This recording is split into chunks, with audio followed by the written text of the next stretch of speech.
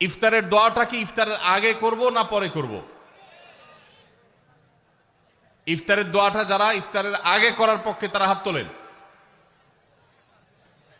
অল্প সংখ্যক মানুষ, আর বাকিরা সবাই কি পরের পক্ষে না মাঝখানের পক্ষেও আছেন লোক? সব পরের। মাশাআল্লাহ, সব সূক্ষ্ম সূক্ষ্ম মাসআলা দেখি গাবতলী মানুষ জানে। মাশাআল্লাহ, অনেক অগ্রসর দেখা যায়। আল্লাহ আমাদের সবাইকে দ্বীনের জন্য কবুল এবং মঞ্জুর করুন। মাশাআল্লাহ। ভাইরা আমার, ইফতারের দোয়াটা ইফতারের পরে করতে হয়, যেটা বেশিরভাগ মানুষ জানে না, কিন্তু আমি অবাক হলাম যে এখানে বেশিরভাগ মানুষ আপনারা জানেন। মাশাআল্লাহ, নলেজেবল মানুষ, বোঝা গেছে। ইফতারের দোয়ার অর্থের দিকে তাকালেই তো বোঝা যায় এটা আগে না পরে।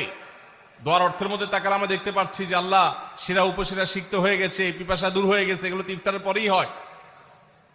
অবশ্য আমি অর্থ আগে বলে দিছি, সেটা দেখে হয়তো আপনারা অনেকে বুঝে ফেলছেন। মাশাআল্লাহ।